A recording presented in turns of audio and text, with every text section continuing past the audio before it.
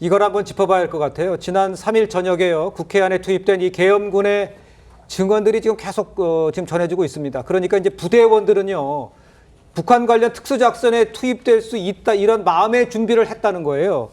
그런데 이제 헬기 탑승 직전에서야 우리가 어디로 간다는지 그거를 그때 국회라는 걸 그때 알았다는 겁니다. 실제 어떤 작전이 투입되는지조차 임무를 하달받지 못했다는 겁니다. 그러니까 우리 젊은 군 장병들 입장에서는 그야말로 황당하기 짝이 없다, 이렇게 봐야 되는 상황인 거 아니겠습니까? 그렇습니다. 지금 뭐 아무리 제복을 입고 군복을 입었어도 다들 대한민국 국민이고 시민이지 않습니까? 맞습니다. 또 워낙에 지금 시대가 많이 변했고 뭐 스마트폰도 사용할 수 있는 지금 그런 군대다 보니까 네. 시시각각 이 정치의 흐름도 잘 알고 있을 겁니다. 많은 군인들이. 근데 본인들이 딱 도착하는 장소가 국회라는 사실을 알았을 때, 내가 이 대한민국의 안보 문제 때문에 지금 작전에 투입된 것이 아니라, 어떻게 보면 정치의 문제 때문에 투입이 됐다라는 걸 직감했을 때, 네. 많은 군인들이 상당히 허탈했을 걸로 저는 보이고요. 또 분명히, 사실 이거는 참 박근혜 전 대통령 탄핵 사건 이후에 우리 대한민국의 어떻게 보면은 중요한 그 변화로 읽혀진 것이 예. 공직자들이 불법적인 지시를 이행했을 때 본인도 상당한 불이익을 받을 수 있다. 법적인 처벌을 받을 수 있다라는 인식이 그때부터 사실은 대한민국에 보편화됐습니다. 네. 그래서 사실 문재인 정부 때도 그랬고 윤석열 정부에서도 공직자들이 다소 정치적으로 편향성 논란이 있거나 조금 약간 좀 수위가 있는 그러한 정책에 있어서는 매우 소극적이라고 하죠. 네. 그러한 문화가 지금 팽배해 있는 것은 이것은 군에서도 예외는 아닐 겁니다. 저는 그렇기 때문에 이번에 이 계엄이 상당히 위법적인 그러한 계엄이 정말 국회의원들을 체포하고 국회 계엄 해제 요구를 봉쇄하는 그러한 정말 돌이킬 수 없는 파국까지 가지 않게 된 수많은 방파제가 바로 이러한 양심과 상식이 있는 군인들과 공직자들이 중간중간에서 조금씩 이 지연시켰던 것들이 상당히 중요한 역할을 했고, 이것이 지금 이렇게 저희가 방송도 하고 언론 보도를 할 수 있는 그런 민주주의의 좀 기틀을 지켰다, 이렇게 평가할 수 있겠습니다. 알겠습니다. 지금 평가는 지금 위법적인 계엄이 최악의 상황으로 치닫지 않을 수 있었던 이유 중에 하나가 지금 저 여러 중간 단계의 바리케이트가 있어서 그렇지 않았냐라는 분석을 좀 내주신 것 같아요. 이런 비상계엄 당시 국회에 출동했던 이진우 수도방위 사령관요, 장병 부모님들께 사과한다, 이렇게 고개를 숙였습니다. 직접 들어보겠습니다.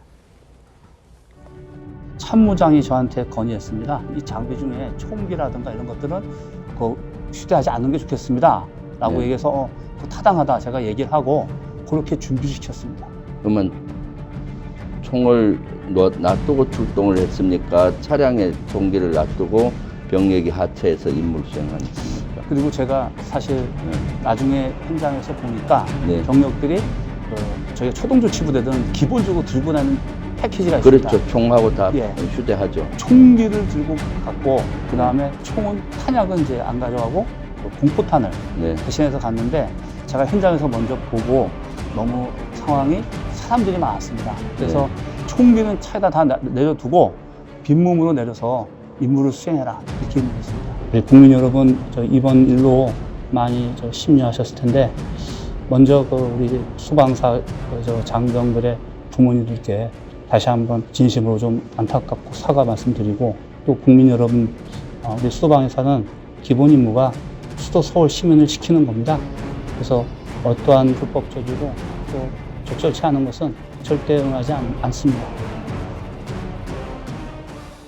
좀 전에 윤주진 위원께서 위법적 계엄이 최악으로 치닫지 않은 그 여러 가지 바리케이트들에 대해서 쭉 언급을 해주셨는데, 계엄군의 증언을 좀 더 살펴보면요, 실제로 당일 계엄군들이요, 모습을 보면 민첩하지 않게 이제 느릿느릿하게 움직이는 이런 것도 사실 볼 수가 있었습니다.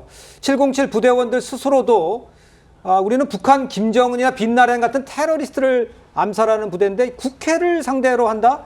그러니까 사기가 떨어졌다, 이렇게 말하기도 했다는 거예요. 저 상황을 좀 보고 뭐 어떤 느낌을 받으셨어요?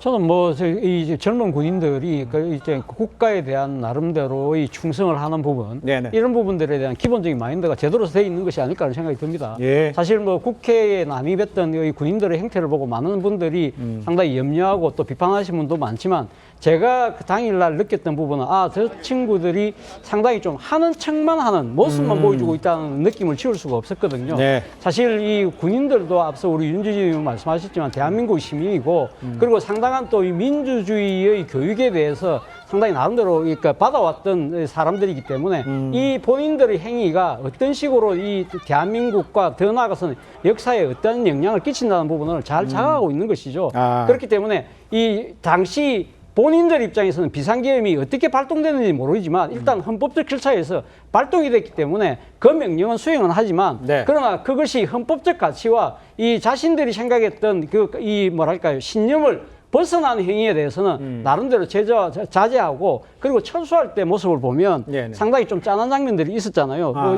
그 나름대로 미안하다는 식으로 이야기하고 그런 부분들을 본다고 한다면 예. 저는 상당히 그러니까 이번에 좀 군인들이 이 상당히 이미지는 실추였지만 상당히 그래도 성숙된 한 장면을 봤다는 생각이고요. 그리고 오늘 앞서 우리가 봤습니다만 수방사령관, 그러니까 특전사령관 이 사람들이 지금 야당 의원이 지금 찾아가서 자신의 부대에 찾아와서 인터뷰를 직접 하는 상황을 보면서요.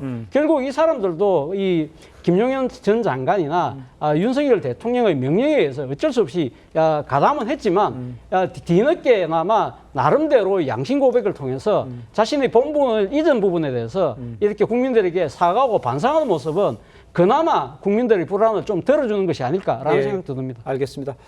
여기다 하나 더해서 계엄군 병력이 탄 이 군용 헬기가 서울로 이 진입하는 과정에서도 이 공역 통제에 걸려가지고 한때 우왕좌왕했다 이런 것들이 얘기가 좀 전해지고 있습니다. 얼마나 좀 준비가 안 됐고 허술한 상황이었는지 뭐 이런 것을 보여주는 장면이다 이렇게 볼 수 있는 상황인 것 같아요. 성치훈 부위원장. 네, 뭐 그게 아마 공군이 이 허가를 내려야 되잖아요. 그렇겠죠. 왜냐면 용산의 상공, 대통령실이 있는 상공을 지나가야 되기 때문에 그게 한 뭐 40분에서 뭐 50분 사이 그 정도의 시간이 지체된 걸로 알려져 있습니다. 근데 그 시간이 얼마나 중요한 시간이냐면 아까 우리가 그 12월 3일부터 4일 새벽들을 다 과정들을 국민들께서 함께 지켜보셨지만 그 계엄군이 좀 의지가 없었지만 그래도 계엄군이 그래도 밀고 들어가면서 어느 정도 그 본회의장으로 진입을 했습니다. 그 본회의장으로 진입하는 속도와 사실 본회의장에 타결하는 속도 한 30분 정도만 늦어졌으면 예. 30분 정도만 계엄군이 빨리 들어갔으면 사실 의결을 하기 전에 본회의장으로 그 계엄군이 진입했을 가능성도 매우 높은 상황이었습니다. 그렇기 네네. 때문에 그 공군의 이런 통제에 의해서